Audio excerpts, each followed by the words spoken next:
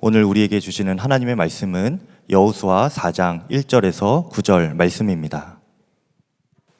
그 모든 백성이 요단을 건너가기를 마침에 여호와께서 여호수아에게 말씀하여 이르시되 백성의 각 지파에 한 사람씩 12사람을 택하고 그들에게 명령하여 이르기를 요단 가운데 제사장들의 발이 굳게 선 그곳에서 돌 12를 택하여 그것을 가져다가 오늘 밤 너희가 유숙할 그곳에 두게 하라 하시니라. 여호수아가 이스라엘 자손 중에서 각 지파에 한 사람씩 준비한 그 12사람을 불러 그들에게 이르되 요단 가운데로 들어가 너희 하나님 여호와의 궤 앞으로 가서 이스라엘 자손들의 지파 수대로 각기 돌 1개씩 가져다가 어깨에 매라. 이것이 너희 중에 표징이 되리라.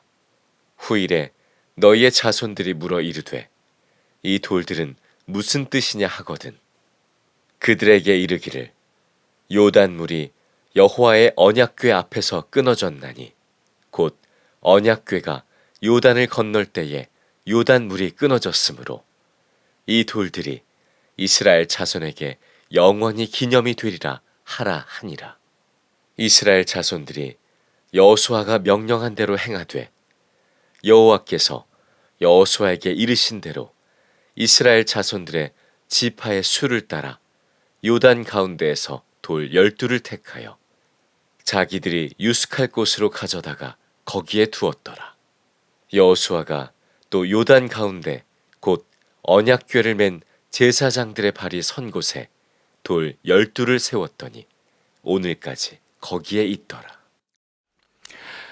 오늘은 추수감사 주일이고 저에게 있어서는 아주 특별한 추수감사 주일입니다. 여러분 다 잘 아시겠지만 다 아시죠? 제가 올해 이제 은퇴하는 해가 되어서 선한목자교회 담임 목사로서는 이제 마지막 추수감사 주일입니다. 그래서 저에게는 정말 특별한 감사주일이죠. 올 한 해의 감사뿐만 아니고 20년 동안의 선한목자교회에서의 목회, 또 40년 동안의 제 목회의 감사주일이기도 합니다. 지나고 나면 늘 그런 표현을 쓰지만 정말 모든 것이 다 하나님의 은혜였습니다. 어려운 일도 그랬나? 그렇습니다. 정말 어려운 일, 죽을 것 같은 고비, 그때도 다 사실 하나님의 은혜였다. 그런 고백이 됩니다. 그러니까 실제로 우리가 지금 겪고 있는 일 중에 힘들고 어려운 일, 그 다 나중에 감사할 제목이 될 수 있음을 믿음으로 취하시는 것이 정말 중요하다고 생각이 듭니다. 여러분 중에는 유기성 목사님이야 이제 목회를 이제 마무리를 하니까 그런 특별한 감정도 감사도 있겠지만 우리야 이제 계속 이제 신앙생활을 해야 하고 또 선한목자교회 앞으로 어떻게 될지도 모르는데 감사만 할 수 있겠나요? 이런 말씀하시는 분들도 있겠어요. 제가 올해가 특별히 감사하다 그런 마음이 드는 것은 제 목회가 이제 끝났기 때문에 돌아보니까 다 감사하다 그런 의미만은 아닙니다. 저에게 있어서는 담임 목사로서의 사역은 마무리를 하지만 그 이후의 사역이 만만치가 않고 지금보다도 훨씬 더 어려운 부담이 되는 일이 이제 저에게 주어졌어요. 그런 상황에서 지금까지 하나님이 하신 일에 대한 이 감사가 너무너무 중요한 의미를 갖고 있다는 겁니다. 하나님이 이스라엘 백성들에게 40년 광야를 지나서 요단강을 지나고 가나안 땅 정복을 시작하게 하실 때 요단강을 하나님이 강물이 끊어지게 하셨습니다. 제사장이 법궤를 메고 강에 들어갈 때 요단 강물이 그쳤어요. 그리고 맨 땅을 이스라엘 백성들이 건너는 기적이 일어납니다. 그 요단강을 건너고 난 다음에 이스라엘 백성이 두 감사 기념비를 세워요. 하나는 요단강 한복판에, 여호와의 법궤가 요단강 한복판에 머물러 있는 동안 이스라엘 백성이 다 지나가는데, 그 자리에 거기에 있는 돌 12를 세워서 기념비를 세우고, 또 하나는 또 돌 하나씩을 지파별로 가지고 나가서 그 요단강 건너편 길갈에다가 감사의 기념비를 세우게 하십니다. 그 요단강 한복판에 있는 기념비는 강물이 다시 흐르니까 볼 수가 없죠. 근데 길갈에 세운 기념비는 요단강 한복판에 있던 돌들을 가지고 세운 기념비이고, 거기는 대대로 이제 이스라엘 백성들이 보게 됩니다. 그러니까 하나님이 이 감사 기념비를 세우게 하신 것은 단순히 요단강을 건넜기 때문에 감사 기념비를 세우라고 한 게 아니고, 후대에 계속해서 이 요단강을 건넌 일을 기억하고 감사함으로 앞으로 그들이 감당해야 될 가나안 정복과 그 이후의 삶에 대한 중요한 신앙의 표징을 삼으라고 한 것이었습니다. 6절에서 7절 말씀에 이렇게 말씀합니다. 후일에 너희 자손들이 물어 이르되 이 돌들은 무슨 뜻이냐 하거든 그들에게 이르기를 요단물이 여호와의 언약궤 앞에서 끊어졌나니 곧 언약궤가 요단을 건널 때에 요단물이 끊어졌으므로 이 돌들이 이스라엘 자손에게 영원히 기념이 되리라 하라 하니라. 그러니까 이 길갈에 세운 요단강 건넌 기념비는 단순히 요단강을 건넜다는 의미가 아니고, 앞으로 가나안 정복을 해나갈 때 하나님이 우리를 요단을 건너게 하셨다, 그리고 앞으로도 이스라엘을 가나안 정복을 하게 하실 것이다 라고 하는 아주 중요한 신앙의 표징인 것입니다. 그래서 저에게 있어서 올해 추수감사주일이 특별한 주일이라고 하는 거죠. 지금까지도 하나님이 하셨다는 것에 대한 감사 기념비가 되는 주일이고, 앞으로 하나님이 또 동일하게 역사하실 것이라고 믿는 고백인 겁니다. 그 점에 있어서 선한목자교회도 또 여러분들에게도 올해 추수감사주일이 아주 특별한 겁니다. 가나안 사람들은 이스라엘 백성들이 설마 요단강을 건너올까 하고 생각했어요. 건너오더라도 강을 건넌다는 일이 만만치 않잖아요. 추수 때라 요단 강물이 가장 많을 때인데, 이 강을 건너오려면 뭐 쪽배를 타고 건너오든지 헤엄을 쳐서 건너오든지 강 건너편에서 그 건너오는 사람들을 치면 금방 다 이기죠. 근데 기절초풍할 일이 벌어진 거예요. 요단강이 갈라지고 거기에 이스라엘 백성들이 걸어서 건너온 겁니다. 그것이 가나안 사람들에게 얼마나 충격이었는지, 그 강대한 여리고성 들어가서 문 걸어 담그고 그냥 전혀 싸울 의지를 하지 못했던 거예요. 이스라엘 백성들도 믿음이 엄청 달라졌습니다. 그들이 요단 강을 건너서 첫 성인 여리고성과 싸울 때 그들은 칼과 창으로 싸우지 않았습니다. 그냥 성을 아무 소리도 내지 않고 돌고, 마지막 날에 7째 날에는 7번 돌고 큰 소리를 지르고 성이 무너진 거예요. 하나님이 그렇게 하라고 명령하셨기 때문입니다. 하나님이 명령하셨어도 그대로 순종하기가 쉬운 일이 아니에요. 이해가 안 되는 거니까. 근데 그들은 그렇게 했습니다. 왜냐하면 요단강을 건너면서 하나님대로, 하나님께 순종하면 하나님이 반드시 역사하신다는 믿음이 생긴 거예요. 하나님은 우리에게 이 한 해를 지나고 또 어떤 중요한 어떤 어려운 일을 지나면서 왜 꼭 감사하게 하시나? 그 감사는 하나님이 하신 일에 대한 감사이기도 하지만, 앞으로 하나님이 더 계속해서 역사하실 것에 대한 믿음이 되기 때문입니다. 이것이 지금 우리에게 필요한 거예요. 내년에는 저는 믿기를, 이제 김다희 목사님이 내년 4월에 담임 목사님으로 취임을 하시고 2023년 한 해가 지금까지보다 더 더 교회가 성숙하고 또 부흥하고 큰 일을 감당하는 교회가 될 것입니다. 여러분 중에는 유기성 목사가 은퇴하고 아직 김다희 목사님이 담임 목사님으로 취임한 것도 아니고 모든 것이 다 너무 어설프다고 생각해서 걱정하시는 분들도 일부 계시겠지만, 그래서 지금 도무지 감사 드릴 만한 마음이 아니다라고 하실 분도 있겠지만, 아마 2024년 1년 뒤 가면 아마 여러분 모두가 다 정말 주님이 하셨습니다, 놀라우신 주님이십니다, 그렇게 하실 거예요. 근데 그때 가서 하나님 감사합니다 라고 하는 것이, 그게 하나님께 무슨 큰 기쁨이 되시겠나 하는 거예요. 이미 다 되어진 결과를 보고 걱정할 일이 아니었구나, 하나님은 이렇게 더 크고 놀라운 일을 우리 가운데 주셨구나, 눈으로 보고 그제 가서야 그렇게 고백하고 감사하면 그게 무슨 의미도 있고 복이 되겠냐 하는 거예요. 2022년 추수감사주일은 솔직히 좀 어설프기도 하고 또 혼란스럽고 또 교회가 안정되지 않은 때입니다. 여러분 중에는 저를 보시면 괜히 우시는 분들도 계세요.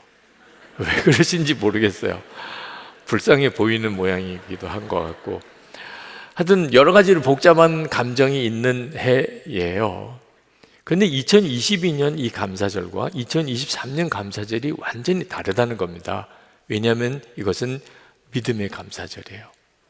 하나님께서 지금까지도 놀라운 일을 하셨고 앞으로 또 그렇게 하실 것을 믿으니까 2022년 올해도 마음을 다하여 감사하고 아주 특별한 감사라고 고백하게 되는 겁니다.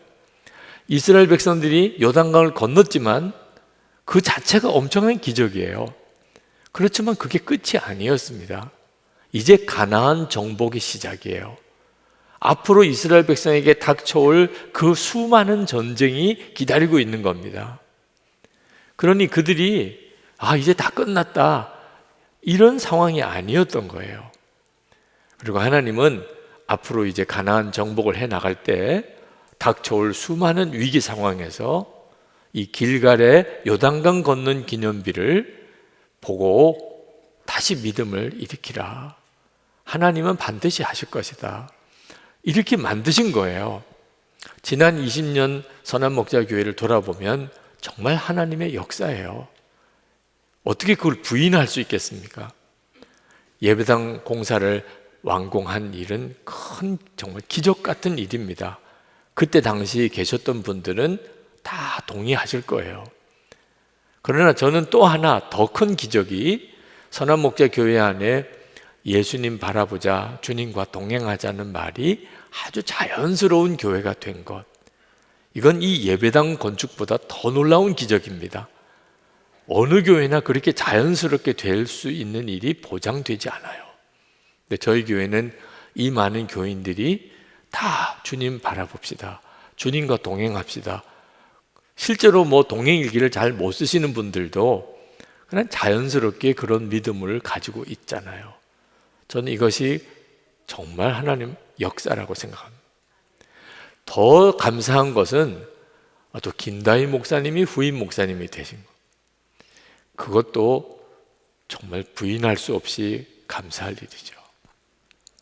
자, 이 모든 일들이 다 정말 하나님이 하신 일이지만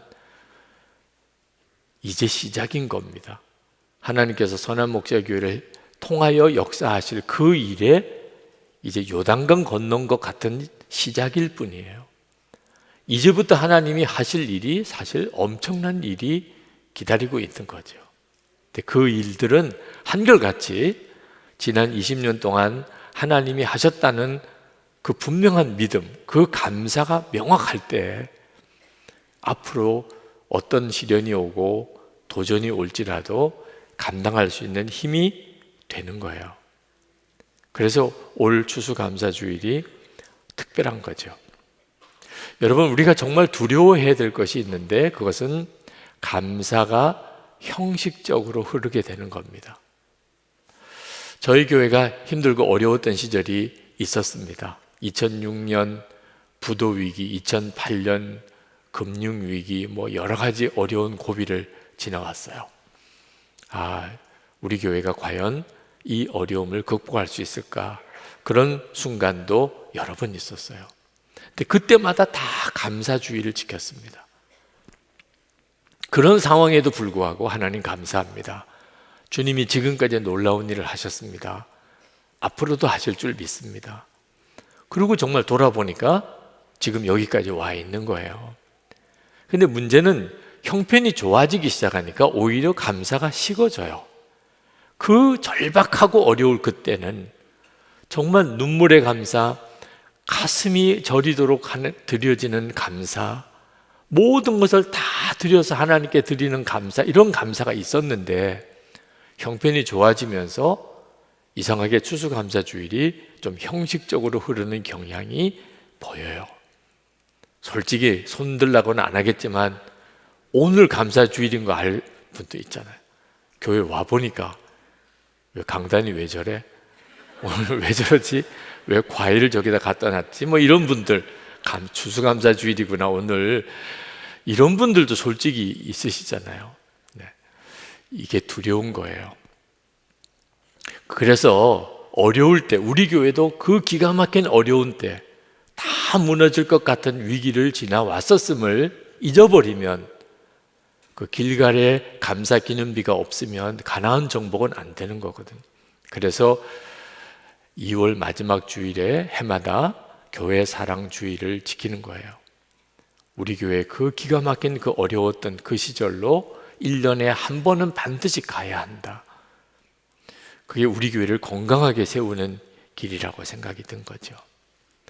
오늘 추수감사 주일도 사실 그와 같은 의미에 있는 주일이에요. 우리 교우 여러분들에게 혹시 마음 준비가 그동안 안 됐던 분들이라도 오늘 정말 마음을 새롭게 해서 하나님, 오늘이 저의 또 우리 교회의 기념비적인 감사주일이 되기 원합니다. 그 고백이 있기를 바랍니다. 하나님은 우리 가운데 감사가 있기를 정말 원하세요. 그래서 해마다 7월에는 맥주감사주일을, 11월에는 추수감사주일을 지키도록 한 거예요. 근데 성경을 읽어보면 이상하게도 그렇게 중요한 감사임에도 10계명의 감사가 없어요. 또 성령의 열매에도 감사가 없어요. 또 팔복에도 감사가 없어요. 그렇게 중요한데 왜 그 중요한 우리 신앙생활의 여러 지표들을 말해주고 있는 그 말씀들에 감사가 없는 걸까? 거기에는 감사가 중요하지 않기 때문이 아니고 감사는 독특한 것이 있기 때문입니다. 뭐 사랑하라, 뭐 예배하라, 뭐 이런 여러 가지 계명들은 사실 우리들의 신앙의 성숙과 관련이 된 거예요. 그런데 감사는 그냥 우리 자신을 말하는 겁니다. 하나님의 사람을 만드실 때 우리 속에 하나님께 감사하도록 그렇게 만드셨어요. 따로 감사를 가르칠 필요가 사실 없는 겁니다. 여러분, 어린아이들에게는 혹시 감사해라, 감사해야 돼, 너 은혜 받았잖아, 인사도 드리고 와, 이렇게 아이들에게는 가르칠 수 있어요. 그런데 어른들에게는 감사하라고 하면 그건 그 사람을 무시하는 것과도 같습니다. 그건 너무 당연한 일인데, 아니 은혜 받았고 좋은 일이 생겼으면 당연히 감사하는 거지, 그걸 어린애처럼 감사를 가르칠 수 있겠나? 그래서 어른들에게는 감사하라 말라는 말 자체가 사실 성립이 안 되는 것이기도 합니다. 우리가 사랑한다는 말보다 감사한다는 말을 훨씬 많이 쓰고 살아요. 누가 문을 하나 열어줘도 감사합니다. 뭐 가게 가서 뭐 물건을 하나 사고 나올 때도 서로 감사합니다. 우리 생활 속에 늘 감사가 나오는 이유는 하나님이 사람을 창조하실 때 우리 속에 감사를 심어줬기 때문이에요. 사람에게 혹시 감사를 제대로 하지 않으면 그러면 다른 어떤 것보다도 우리 마음에 그 사람에 대하여 딱 마음이 닫혀버립니다. 감사가 없구나. 그러면 그 사람을 거의 사람 취급을 안 해요. 하나님께는 더 마찬가지입니다. 하나님은 우리에게 모든 것을 다 공짜로 주셨어요. 천지를 창조하시고 그냥 우리에게 그걸 몽땅 다 주셨어요. 그래서 여러분, 하늘을 뭐 돈 내고 보시나요? 단풍 돈 내고 보시나요? 뭐 호흡하는 거 돈 내고 호흡하시나요? 다 공짜지요. 우리에게 있어서 가장 중요한, 생존에 있어서 결정적인 건 전부 공짜예요. 하나님이 그냥 다 주셨어요.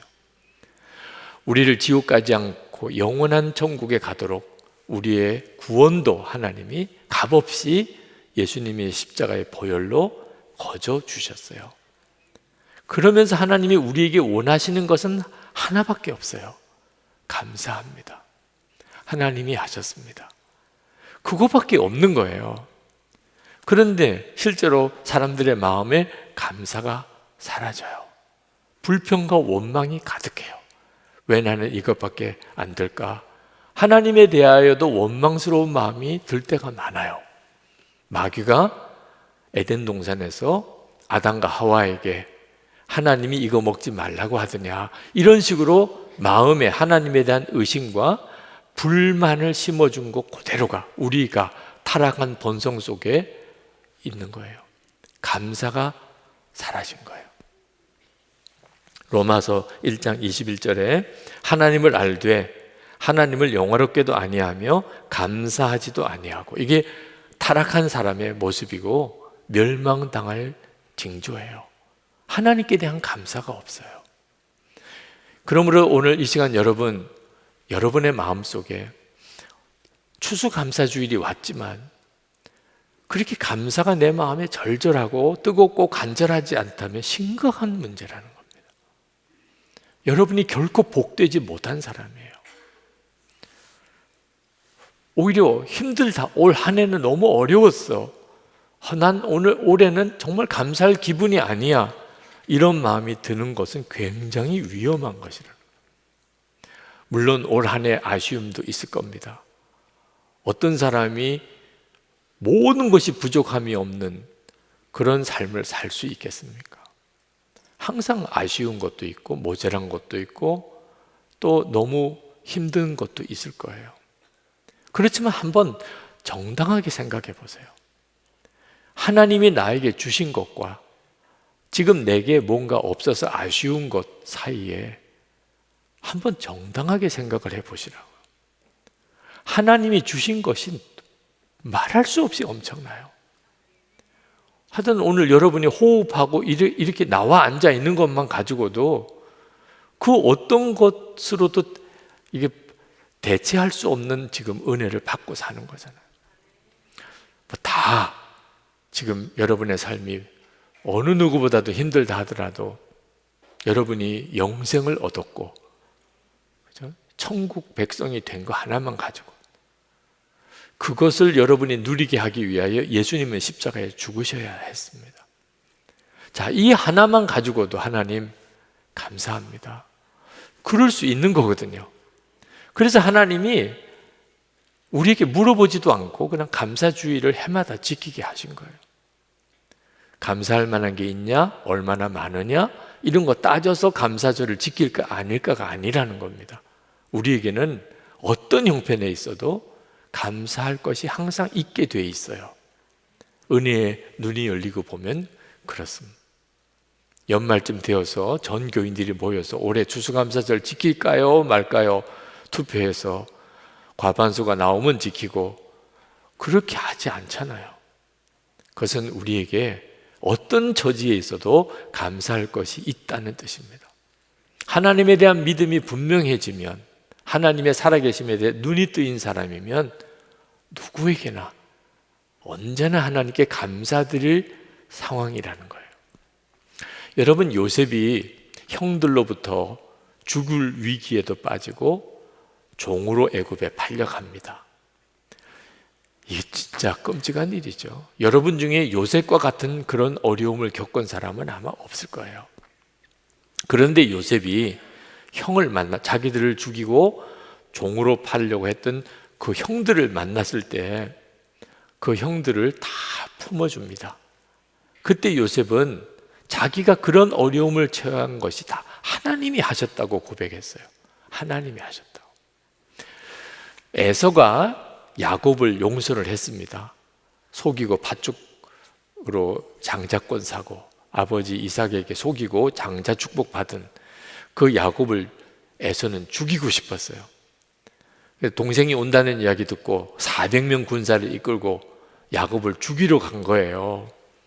근데 야곱을 딱 만나보니까 야곱이 다리도 절고 완전히 몰골이 그냥 너무 비참해요. 그 불쌍한 마음이 확 드니까 그 순간에 에서가 야곱을 용서합니다. 근데 요셉은 달랐어요. 요셉은 형들이 잘못했다고 비리니까 용서한 거 아닙니다. 이미 요셉은 마음에 용서하는 마음 가지고 형을 만나요.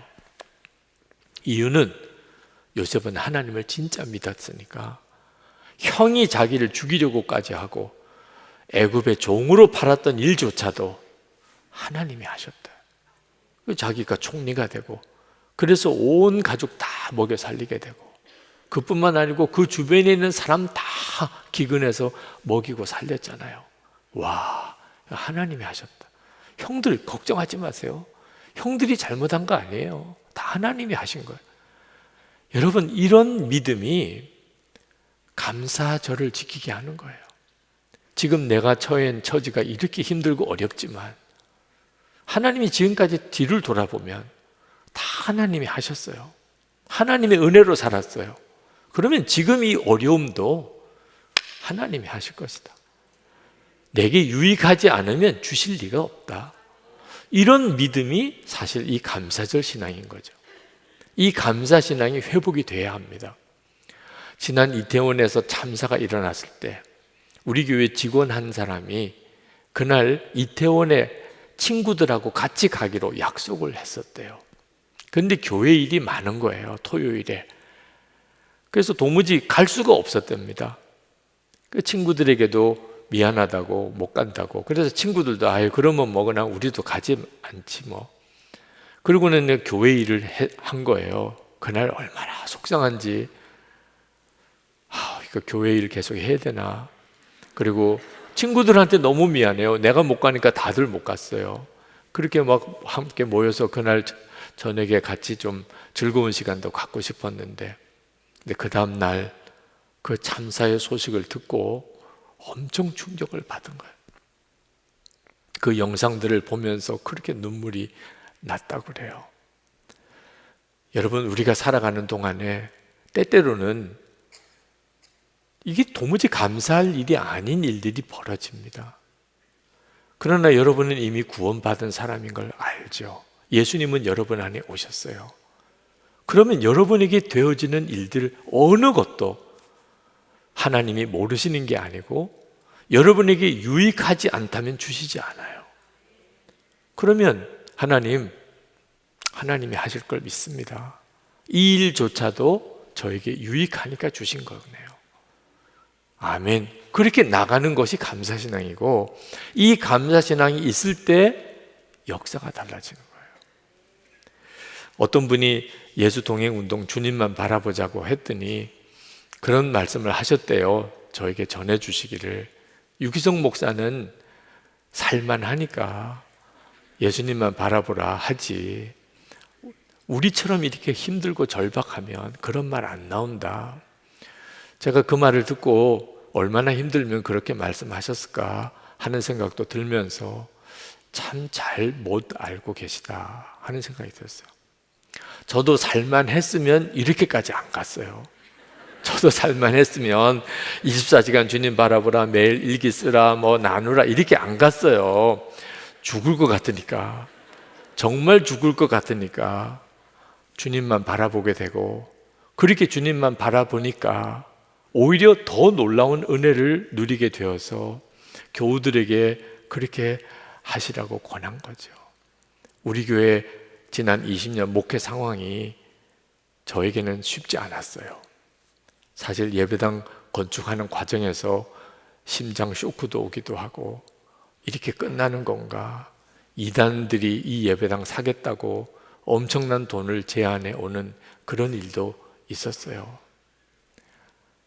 그때 돌아보니까 그렇게 절박했었기 때문에 예수님과 동행하는 이 은혜의 삶을 살게 된 거더라고요.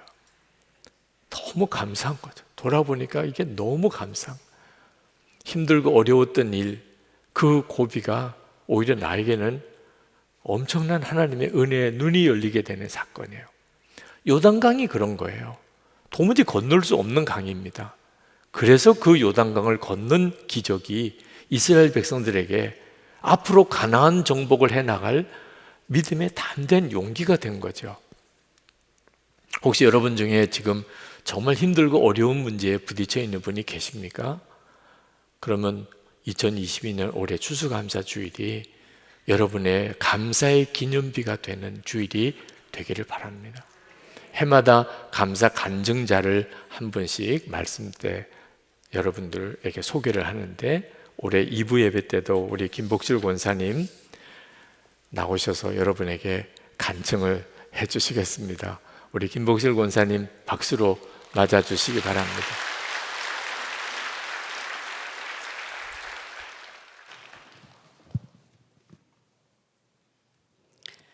저는 삼형제 중 막내인 남편과 결혼하고 시어머님과 33년을 살았습니다.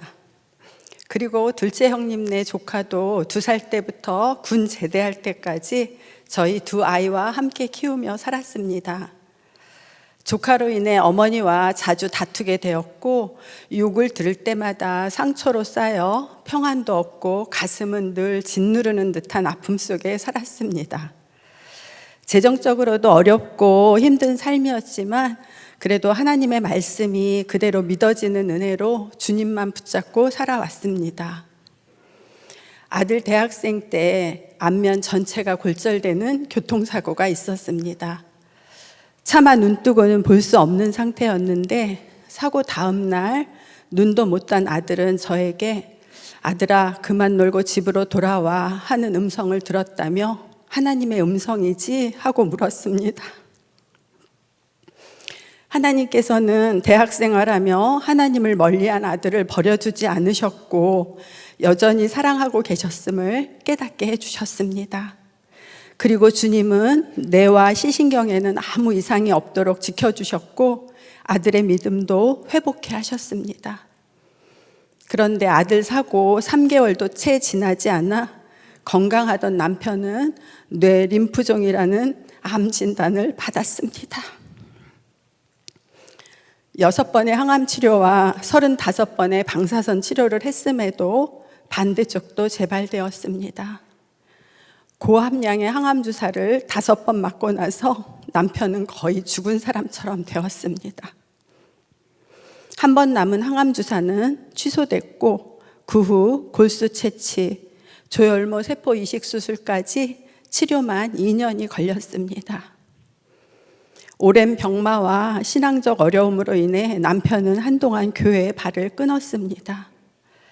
그러던 중 어머님이 소천하시고 저는 딸의 권유로 선한목자교회에 오게 되었습니다. 유기성 목사님의 말씀이 삶의 실자가 되어야 한다는 말씀과 나는 죽고 예수로 사는 십자가 복음으로 사랑만 하면 안 될 게 없다는 말씀이 은혜가 되었습니다. 그 은혜를 붙잡고 계속 남편을 위해 간절히 기도했습니다. 감사하게도 2019년 부활주일에 남편의 예배가 회복되었고 주님은 저희 가정을 변화시켜 가시기 시작하셨습니다. 그해 속해 여름방학 때 교구에서 치유학교를 했습니다. 저는 어머니께 받은 마음의 상처를 치유받고 싶었습니다. 그런데 주님은 제게 너만 상처받지 않았다고, 너로 인해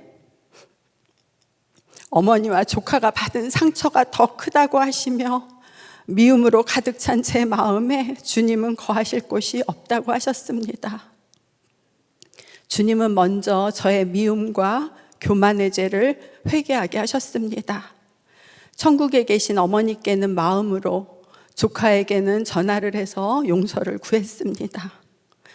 주님께 순종하고 나니 미움과 교만으로 하나님과 가로막혔던 마음의 담이 무너지고 평안케 되는 은혜를 누리게 하셨습니다. 같은 해 12월 아둘람 기도회 때 암 치료 후 4년 동안 수면제 없이는 잠을 못 이루는 남편을 위해 정말 간절한 기도를 올려드렸습니다.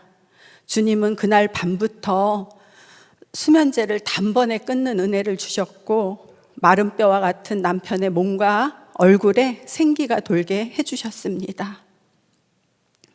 지난 시간 동안 허락하신 고통의 시간은 저를 부끄럽지 않은 구원과 정금과 같은 믿음으로 다듬어 가시는 주님의 시간임을 깨닫게 됩니다. 그 은혜 안에서 남편을 주님을 섬기듯 섬기며 내 안에 계신 주님과의 동행을 3년 6개월째 매일 하루도 거르지 않고 기록하며 감사의 고백만 드리고 있습니다. 그중 올해 최고의 감사를 선물로 주신 날 동행일기입니다. 2022년 11월 2일 수요일 오전에 아들 가정에 믿음의 대를 이어갈 손녀 세아가 건강하게 태어났습니다. 세상의 그 어떤 기쁨과 그 어떤 감사를 이에 비길 수 있을까요? 주님 감사합니다. 오후에는 남편의 검사 결과를 들었습니다. 모든 치료가 끝나고 만 7년 만에 완치 판정을 주셨습니다. 할렐루야.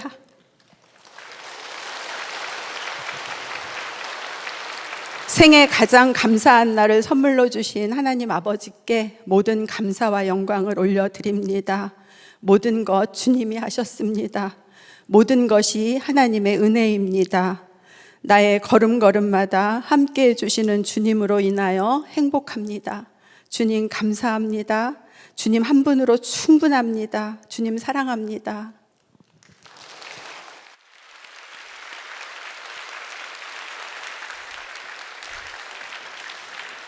너무너무 감사합니다. 우리 권사님의 간증 감사합니다.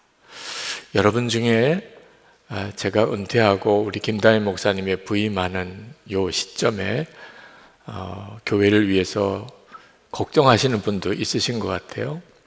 근데 여러분, 저는 정말 믿기를 지금까지 하나님이 하셨다면 하나님의 계획이 있으시잖아요. 그러니까 여기서 이렇게 끝날 이유가 하나도 없는 겁니다. 하나님은 정말 더 놀라운 일들을 위하여 지금까지 하신 거죠.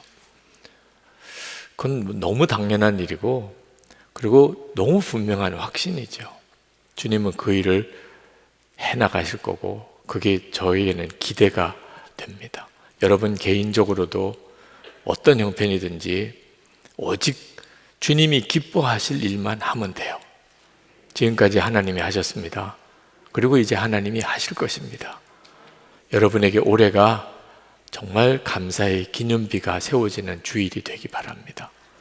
우리 다 일어나셔서 기도합시다. 하나님, 지금까지 주님이 하셨고 또 앞으로 하실 줄 믿습니다. 저를 위해서 구원의 역사를 이루시고 지금까지 믿음으로 살아오게 하신 주님, 하나님의 계획하신 그 일을 이루어 가십시오. 제가 모든 일에 감사와 그리고 하나님을 찬양하며 순종으로 가겠습니다. 우리 뜨겁게 통성으로 기도하십시다. 은혜와 사랑이 충만하신 아버지 하나님, 놀라우신 주님의 은혜와 하나님의 역사임을 믿습니다. 사랑하는 성도들을 하나님의 은혜 주에 부탁합니다. 하나님의 능한 손에 맡겨드립니다.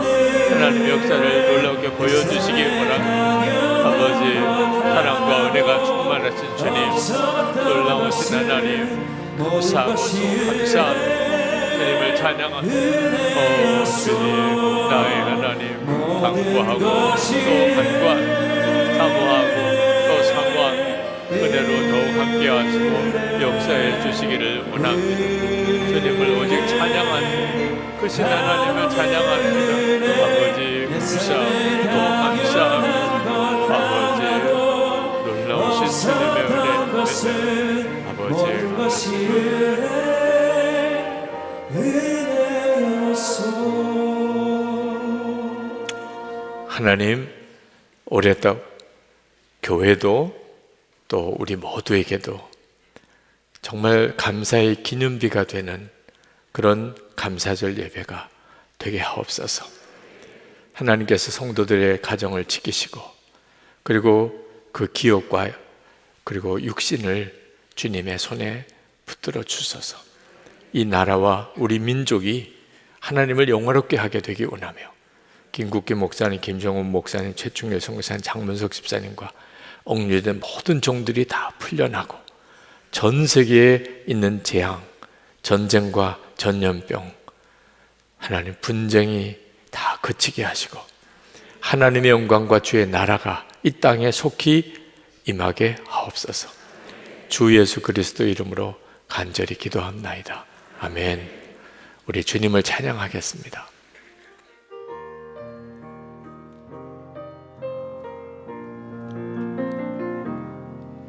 내가 누려왔던 모든 것들이,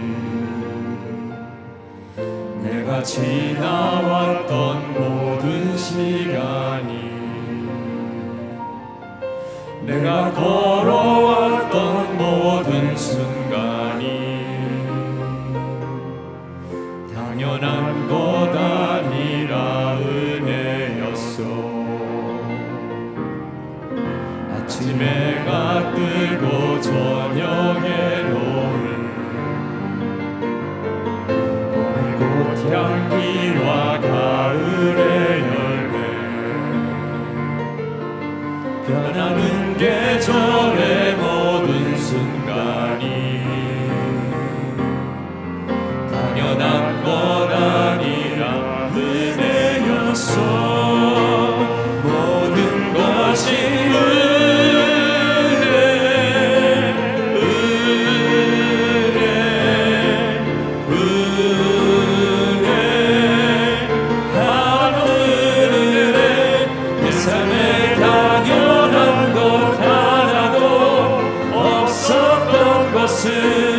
모든 것이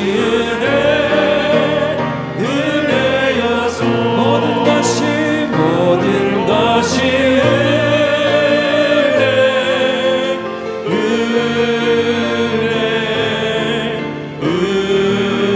은혜 하루는 은혜 내 삶에 당연한 것 하나도 없었던 것은 모든 것이